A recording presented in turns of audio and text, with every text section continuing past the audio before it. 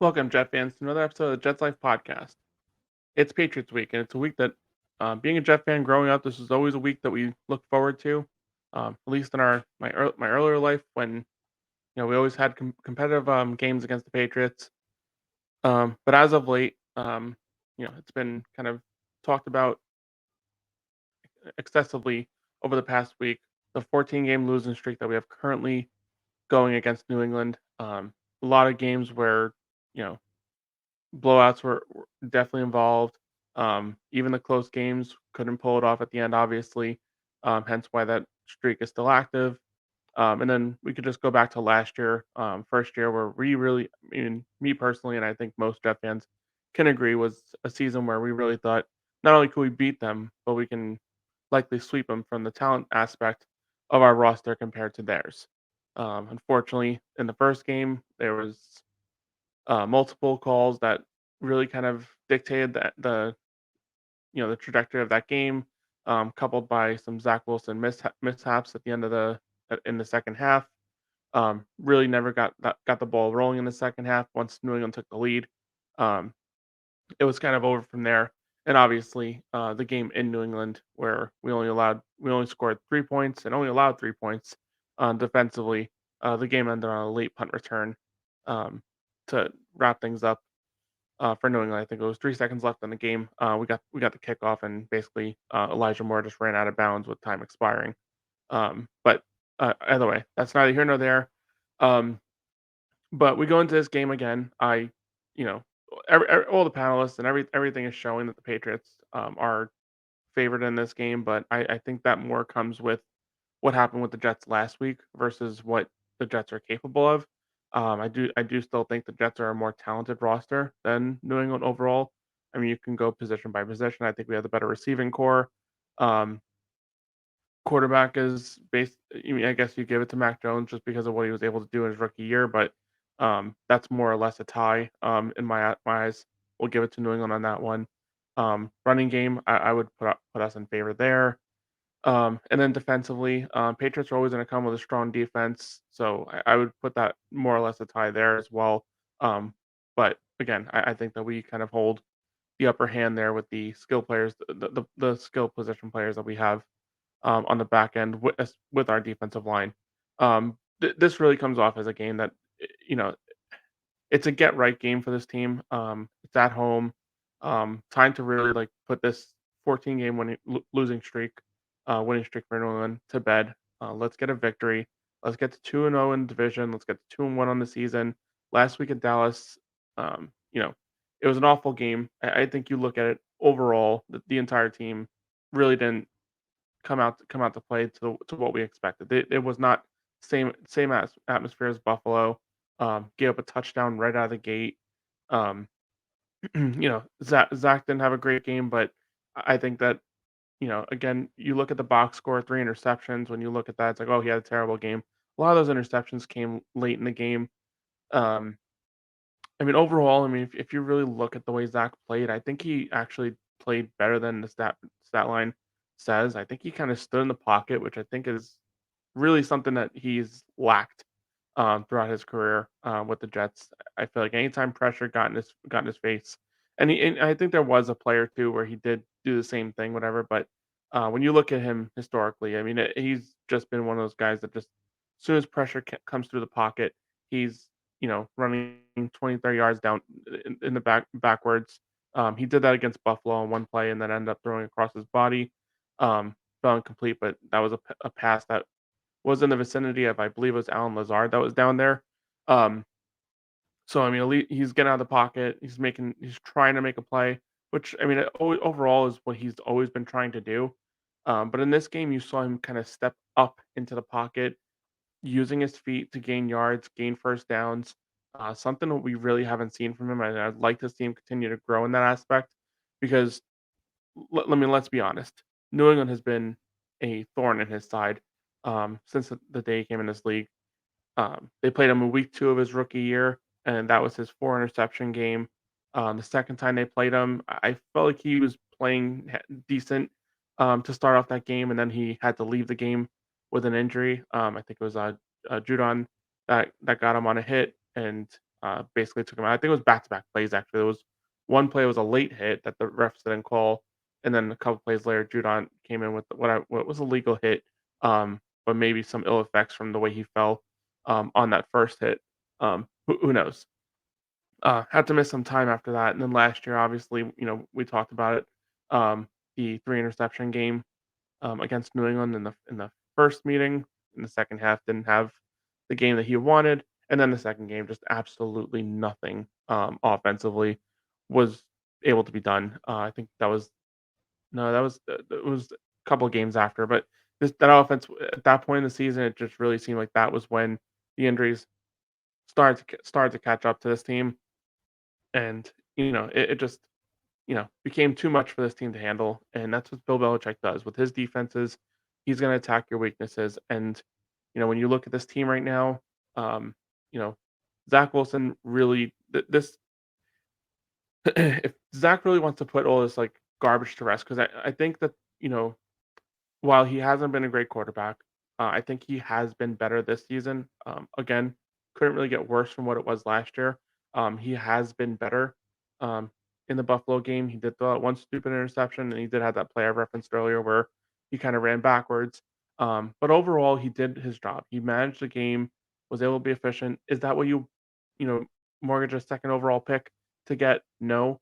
But when you're looking at what he was last year compared to what he was this year, you're just looking for something marginally better. Can he get himself into like the top, 2/3 of the league, top half of the league of a quarterback? That's a huge ask for what we've seen.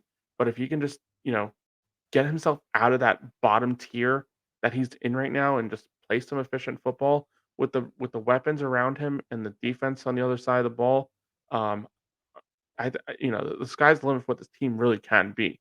You know, we came in the season with Super Bowl aspirations with the acquisition of Rodgers, yes, but that wasn't the reason why we were Super Bowl contenders. We were Super Bowl contenders because of the makeup of this team and everything surrounding it. Aaron Rodgers took us above the top, or on paper, put us over the top because of his resume and because of how great of a quarterback he's been throughout his career. But that does not mean that Zach Wilson cannot come in here and play efficient and just try, get better from what he was last season. And really, we're counting on it because you look at the season, the way things are going, and the way these coaches are talking. There's this does not seem to be an interest in bringing in a quarterback. Um, at least at this stage, who knows what happens, as we get closer to the trade deadline. Does Minnesota continue to stumble? Are they in a situation where they might tank the rest of the season for one of these top quarterbacks with Kirk Cousins being the last year of his deal? Maybe you can make a trade there. I just don't see it happening here in week 3 when the coaching staff is really painting the picture that this is the direction we're going in. So really, Jet fans, we just got to get behind this guy.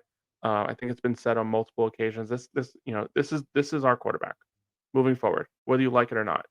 If you want to root against him, you know, be my guest. Go root for the Patriots. Go root for the Dolphins. Go root for the Bills. Go root for anybody else. Okay, but this is our quarterback, and you know, do I like it? No, but am I going to support him because he's what we have for the next 15 games? Hell yeah, I'm gonna support him, and I'm gonna look for the positives in his games while also being cognizant of what the negatives are. And I think we've seen a little bit more positives than negatives from what we've seen from him historically. And I'm gonna grasp on that. I'm gonna look at that, and like I said, this is a huge test for him. He's the Patriots have been terrible to him, and it's no secret. Um, throughout his career with the Patriots, against the Patriots, 50% completion percentage. That's not good enough. 175 yards per game, not good enough. Two touchdowns, seven interceptions, and that's through 4 games, um, three of which he played complete games in. One, I believe, was he left the game in the second quarter. So you talk 2 touchdowns, 7 interceptions over the duration of 13 quarters, is just not acceptable. But if you want to keep building on his confidence and what he can do for the rest of the season, going up against the Patriots and playing a solid game would absolutely kind of build on that confidence because Bill Belichick is not somebody who likes to lose against the Jets, and he does not like to lose to young quarterbacks. He plays very, very good defense, very sound.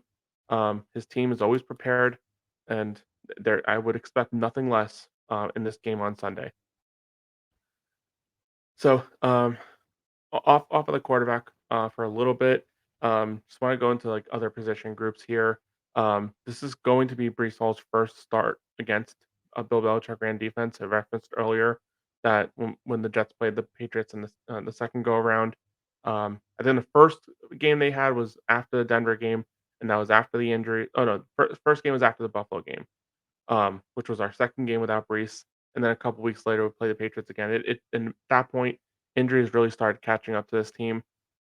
But here we are. We're healthy team overall.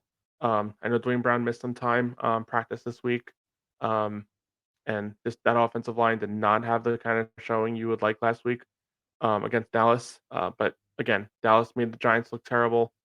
They made Jets look terrible. I think it's hopefully more of an indictment on what the Dallas defensive front is. Although I do have my concerns over what this Jets offensive line is. We did have a good game against Buffalo offensively. Um, and I'd like to kind of see more of that game where we're able to run the ball for 187 yards. Can we get back to that frame of it, especially considering what the weather is predicting for this game?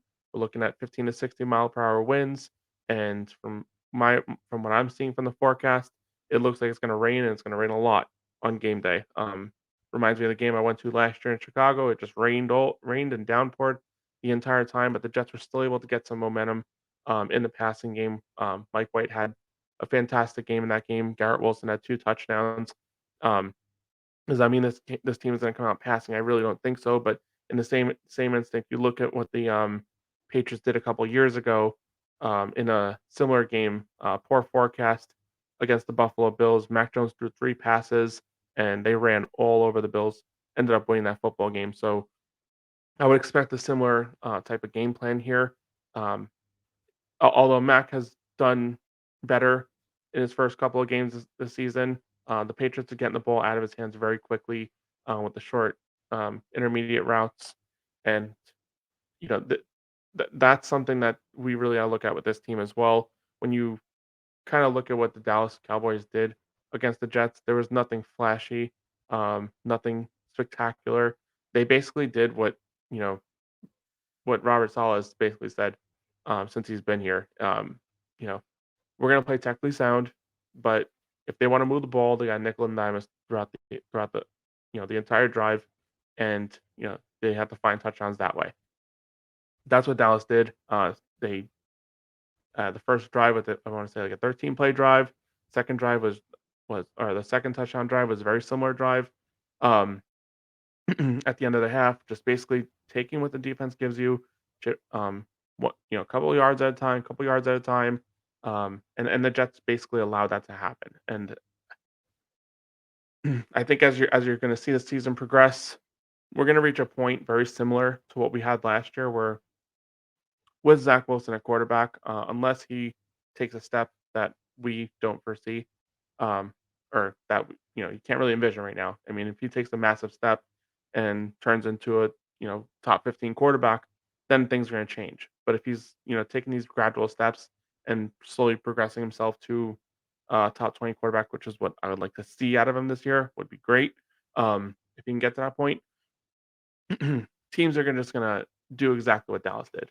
They're not going to make the mistakes that Buffalo did. They're not going to chuck the ball downfield when there really is no reason to do it for the defense to make plays.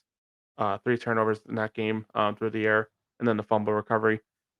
Teams just aren't going to try and make mistakes. They're going to, I think I remember like a while back, I think it was around the time the Rodgers trade happened or before the Rodgers trade happened. I'm not really sure, but I remember watching Good Morning Football, and one of the panelists there, McCourty, used to play for the Patriots, and he basically said, we were just waiting for the quarterback to make a mistake. That's what teams are going to try and do, and that's what teams have done, basically over the last year and a half or year and 2 games. They're just waiting for Zach Wilson to be the one to make the mistake. He made a mistake in the Buffalo game. Buffalo got points on that drive. and he made many mistakes against Dallas, and Dallas was able to get a lot of field goals off of those mistakes. Um, Granted, again, those mistakes came late in the game, but you just can't have those happen at all. If Zach wants to take that next step, he really needs to control the football. He needs to not make stupid throws. One of the interceptions downfield, Garrett Wilson was a 50-50 ball. Malik Hooker beat Garrett to the ball. I wouldn't even call it a 50-50 ball. It was a ball that maybe with a little more air on it, Garrett could have gotten there. Um, but it was just it was one of those plays that you see the safety creeping over there, don't mess around with it. So yeah, just looking for Zach to make some strides in this game, strides throughout the rest of the season. Can he keep using his legs? Can he keep these defenses honest? And enough with this 8 men in the box type of situation. Because if we can get this running game going too, with Breece Hall there and Dalvin Cook, who hasn't had the best start to his seasons. The Jets, if we can get some momentum in the running game, you keep defenses honest, and it'll open things up for Zach in the passing game. Something that he really needs. He needs some confidence. He needs to continue to grow from what he did in week one. The progressions that he made in week two, outside of the late in the game, those turnovers, um, and keep progressing. Um, If you go over to the receiving position, I think we need to see something more out of this group. Somebody else has got to do something that isn't named Garrett Wilson. Garrett Wilson, through the first couple of games, has accounted for 25% of the team's catches, and roughly 45% of the team's receiving yards, and has caught both touchdown passes throughout the first two games. Somebody else has got to come up and make plays. I know when you go into the season, there usually is that number one guy, who gets a majority of the targets and a majority of the receiving yards. When you go back to what they did in Green Bay, it was Devontae Adams and it was the two running backs, and then it was basically a share for the number two wide receiver, and that's probably what they're going for here. But they really do need somebody else that can make plays in the second level, because what we all know about what Bill Belichick does is he will look at your team, look at your roster, and say who are the players that if they go off, we're probably going to lose. And when you look at that on the Jets offensively, when you look at that equation, it's easily Garrett Wilson. I mean, you look at last week, the one big play we had, the one touchdown we had was a what was it, 68 yarder, 67 yarder touchdown pass from um, Zach to Garrett, where Zach threw a nice 20-yard pass, hitting Garrett in stride, and then Garrett did the rest. That's basically what he is. He can get the ball in his hands and he can take it for six on any given play. Happened in that game I referenced earlier in Chicago. It happened in that game as well. Mike White hit Garrett Wilson. Then the safety got injured on the play for Chicago, and he ran the rest of the way.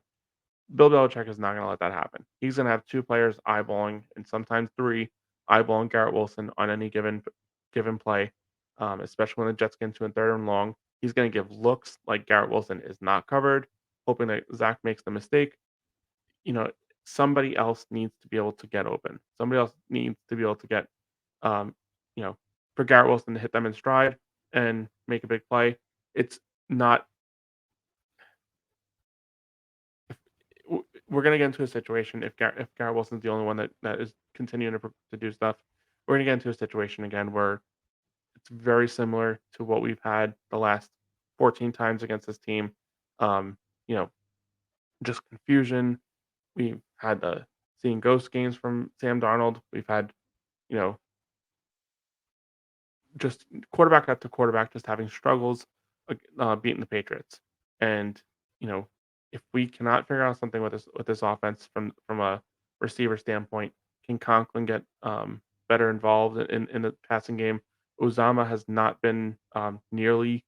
I know he wasn't all world tight end with Cincinnati either, but hasn't been anything in the passing game. Has been struggling in uh, pass protection and run blocking as a tight end as well. Maybe Ruckert gets more playing time and can he progress? I mean, he's shown flashes as a receiver from his time in Ohio State. Watched plenty of his games in college. Um, so can we see somebody else step up? It's just abysmal what is happening at the receiver position and the tight end position from a pass catching standpoint. Um, Obviously, a lot of that has to do with you know, having Zach Wilson throwing the football. But if somebody else gets open and Zach can trust somebody else, gives him another option to rely on, and somebody else that can potentially, take some pressure off Garrett Wilson so that things can open up downfield for him. Because there's just not enough opportunities. I know that Garrett Wilson had about 8 targets last week. Um, it's got to be more. And it kind of goes hand in hand. If somebody else is doing more, teams are going to start looking at that other player as well, which is going to open things up for Garrett Wilson. So you have the ability to give him more targets. So somebody else doing more will allow the Jets to game plan and get Garrett Wilson more involved in the offense. Can Nicole Hardman get on the field? It's been very strange. The Jets don't have you know all world wide receivers outside of Garrett Wilson. It doesn't make sense when you have a guy like Nicole Hardman who wasn't great with Kansas City, but he was on the field constantly as a decoy, made plays in the run game, made plays, downfield. He's a speedster. There's got to be something else that this offense can do to open things up for everything underneath, whether it be the running game or the short passing game. But somebody else needs to do something here. Um, and then reference to offensive line earlier. I would you just really got to paint that out as just a terrible game overall. Um, the run wasn't there. Pass protection wasn't nearly what it needed to be. Zach Wilson was pressured. I want to say it was on 70% of his dropbacks when I looked at a stat line from shortly after the game last week. And you know, you want to blame Zach Wilson for everything because that's the cool thing to do nowadays. Be my guest, but Aaron Rodgers would not be able to do you know wouldn't be able to do anything either. Would it be better than what Zach Wilson is doing? Sure, definitely, it would be. But when you're pressured that often, and you look at when you rewatch the game, watch what Zach Wilson was able to do, it is kind of it does get you feeling a little optimistic of what he could do if this offensive line can straighten the hell out. Because we can't have games like this. Bill Belichick is looking at what happened in that game. What did Micah Parsons do? What did this Dallas Cowboys defensive line do that was so successful that gave this offensive line problems? He's going to look at Dwayne Brown. He's going to look at Laken Tomlinson. He's going to look all over that offensive line for a weak spot, and he's gonna exploit it. That's what he's going to do. So it does come off as a little bit of a fearsome game when you look at what Belichick's knowledge as a defensive coordinator and as a head coach. Um, but something's got straightened up on this team from an offensive standpoint. And like I said, this is really a situation where the team can get right, get a win in this game, improve to 2-0 in the division, improve to 2-1 overall, and you ignore and you forget everything that happened in Dallas um, from a offensive standpoint. Go to defense again. I know I referenced it a little bit earlier here, but that what happened in this game. Something's gotta something's gotta give here as well. When you look at what this defense did last week, you have 30 points in Dallas.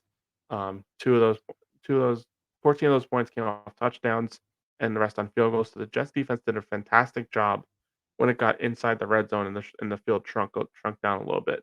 But when the field wasn't shrunk, and they were playing their technique, doing what they normally do, Dak Prescott was able to nickel and dime them all the way down the field for about an 82% completion percentage.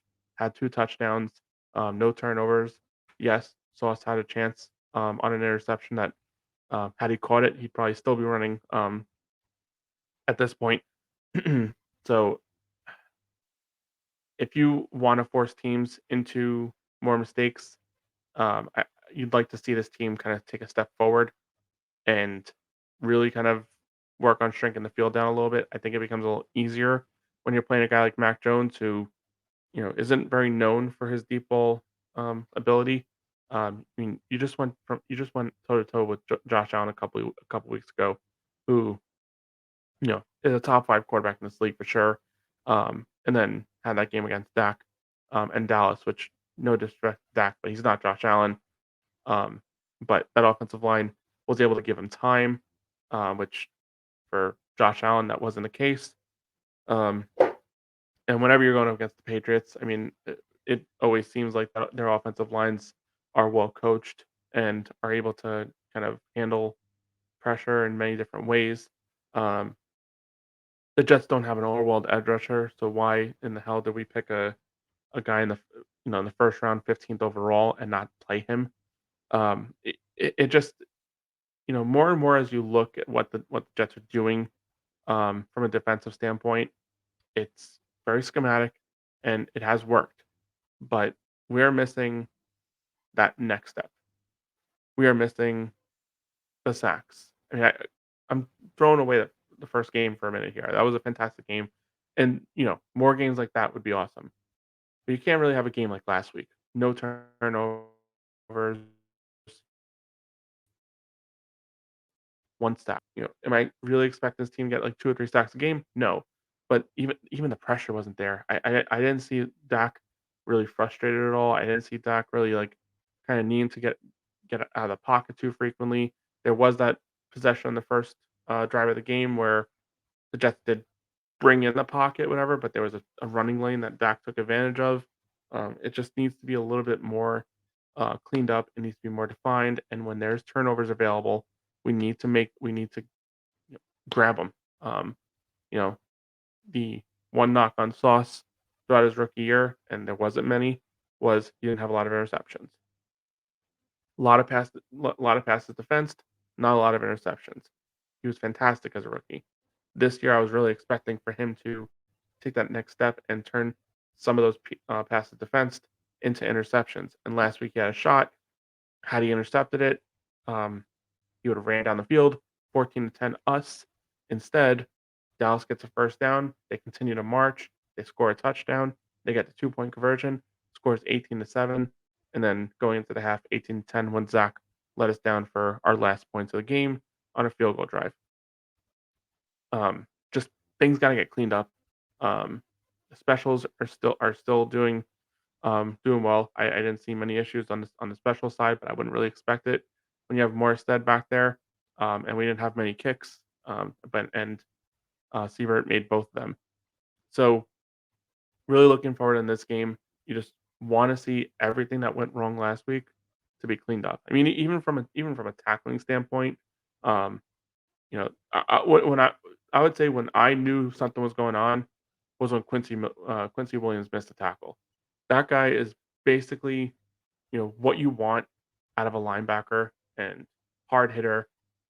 He's done very well in the screen game throughout the start of the season in the Buffalo game, and then last week, a couple of missed tackles on the touchdown. I believe it was him and Sauce converging on Jake Ferguson, both in the vicinity, and he just kind of cuts upfield and splits both of them for a touchdown. Um, that's a play we've seen Quincy Williams get in there and, you know, stop the guy short a million times, and it just didn't happen. There was something funky going on in that game. The energy wasn't what it was in the first game. Obviously, you had primetime football, you had Aaron Rodgers' debut, you had a lot of stuff going on there to help build up the motivation. But when you look at a game like this, the motivation has to continue. Every week, you need to motivate yourself with something different. Motivate yourself for an extra win. In this week, it's going to be motivating yourself to get this 14-game losing streak off. Motivate yourself to get 2-0 in division. Motivate yourself to get 2-1 overall in the season. Motivate yourself to put that Dallas game behind you for sure. Because if you come out with another game like you did last week, which I don't think is going to be the case, Dallas is, I think, through the first 2 weeks, we'll see what happens, as the season progresses. I think Dallas really has kind of shown themselves as one of the premier teams in this league, one of the top five, definitely. From a defensive standpoint, for sure. Um, they are in the upper tier for sure, and we aren't there yet. Just based on what we've seen. Can we get there? Sure. We need better play from this offensive line. We need better play from this defense from a you know from a turnover standpoint. Cannot give up 30 points to anybody. That's just the way it is. I mean, give up 30 points, you're probably losing, especially with Zach as our quarterback, and with what we've seen from him.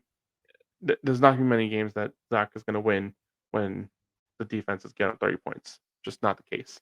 So overall, I know I've said a lot here. The frustration from the Dallas game is obviously evident in my voice here. Um, but I'm moving on, looking at New England, looking at this game, and really, I mean, as fearsome as it's been, the 14 game losing streak and the team against Zach, but we do come out of this game, and I think we do improve to 2-0 in the division. I think we do improve to 2-1 overall. I think we head into Kansas City with an opportunity, another game at home to continue to progress on this team. Going into the season, I think we would have all signed up for 3-3. I personally felt like 4-2 was attainable with Aaron Rodgers at the helm. But if we can get to 3-3, um, the easiest way to do it is by winning this game and then maybe stealing a win against Kansas City or Philly. We do have Denver on the schedule as well, and Denver has not looked fantastic, but they are a strong defense, and that's going to obviously pose problems for us as we move through the season with the way our offense has been playing. But I do have the Jets winning this game. I don't see how we can lose this team again. Not with this roster, not with you know how strong this defense looked against Buffalo. I would really expect a similar game plan. I expect things to get cleaned up. I expect them to come with pressure. Quinton Williams hasn't had a sack in the season. I think we get a first sack of the season for Quinton Williams in this game. And I do think the Jets come out of this game. They're going to win it, and I think they're going to win it pretty handily by a score of 24-10. I don't want anything less. This team has got to not only end the 14-game winning streak, but they need to end it by, and I guess my score line says it, by winning by a score of 24-10, 14-point win. What better way to end a 14-game losing streak against a team that we all hate very, very much. But that's my prediction. Writing it down. 24-10 Jets. Looking for a touchdown from Breece. Looking for this running game to really get going. Because as the running game goes, the offense will go with it. And this offensive line will only build confidence if that running game is solid enough. It'll open up pass play action. This is what this team really needs to do moving forward is get this running game going and build off that and have Zach work through the running game. Not like other teams where the running game kind of runs through the pass. Um, but that's how I'm going here. 24-10. Let's go Jets.